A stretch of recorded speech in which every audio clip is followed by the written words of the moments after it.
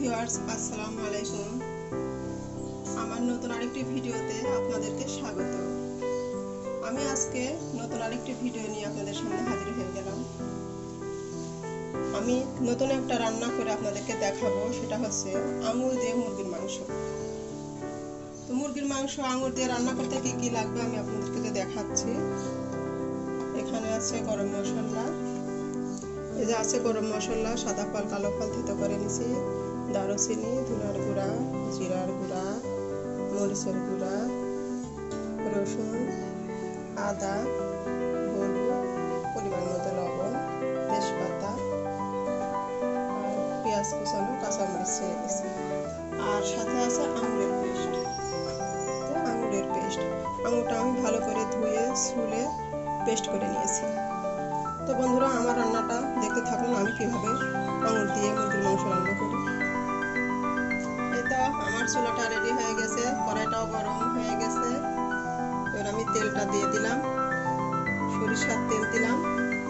আপনারা চাইলে সয়াবিনও দিতে পারেন। আমি সরিষার তেল দিয়ে রান্না করি সবসময়। এবার দিয়ে দিলাম পেঁয়াজ কুচি,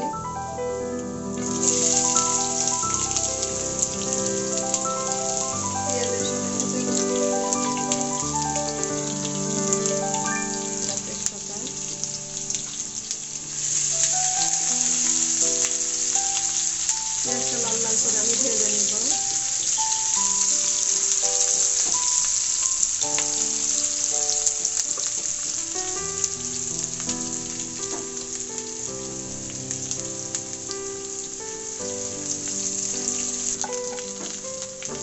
আমি এবার দিয়ে দেব কাঁচামরিচ চিরা, কাঁচামরিচ দিয়ে একটু নাড়াচাড়া করব।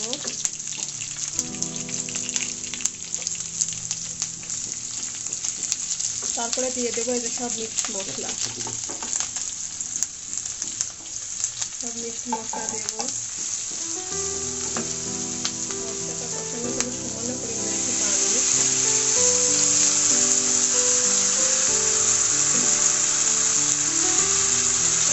ভালোভাবে কষাই নিলাম। ততক্ষণ ভালোভাবে কষাবো।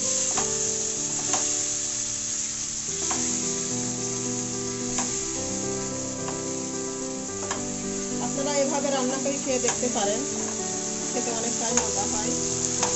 একটা রান্না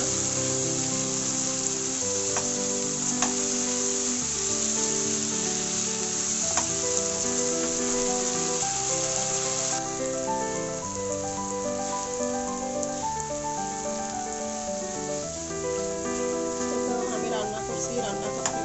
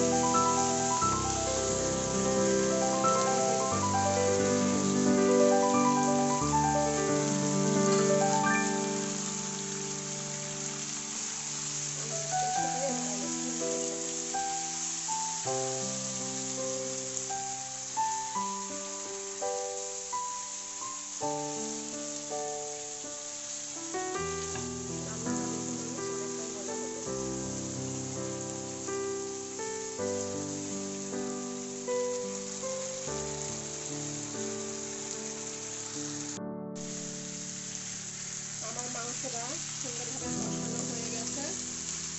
এবার আমি দিয়ে দেব পানি।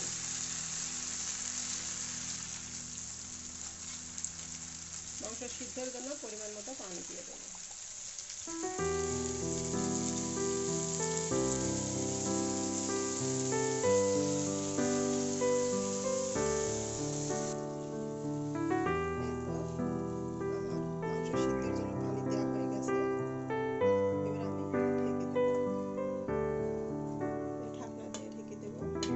সিদ্ধ হওয়া পর্যন্ত অপেক্ষা করব। কাটা হয়ে গেছে। এবার আমি ভাজা জিরার গুঁড়া তাই দিয়ে আমি নামাই নেব। কত সুন্দর হয়েছে। আপনারা চাইলে এভাবে রান্না করে খেয়ে দেখতে পারেন। ভালোই লাগবে, আশা করি খারাপ লাগবে না।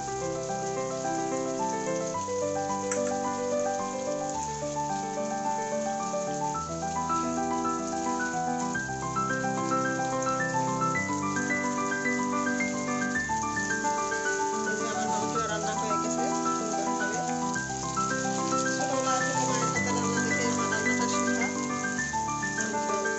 মা রান্না করতো, আমি পাশে বসে থাকতাম, সেভাবে আমার রান্নাটা শেখা।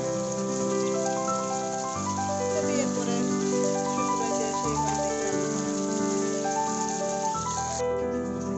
আমার রান্নাটা শেষ হয়ে গেছে, এখন আমি চুলাটা বন্ধ করে দিলাম। তরকারিটা ঢেলে দিলাম।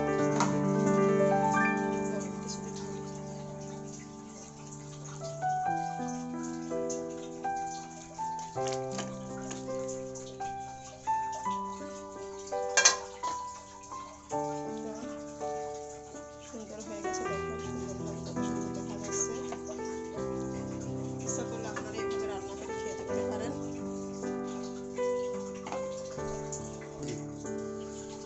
আমার রান্না শেষ, আপনারা ইচ্ছা করলে এভাবে রান্না করে খেয়ে দেখতে পারেন। তো নতুন কোনো ভিডিও নিয়ে আপনাদের সামনে আমি আবারও হাজির হব। তো আজকের মতো এই পর্যন্তই। আল্লাহ হাফেজ। সে পর্যন্ত আপনারা ভালো থাকেন, সুস্থ থাকেন, আমার জন্য দোয়া করবেন। আল্লাহ হাফেজ। আসসালামু আলাইকুম।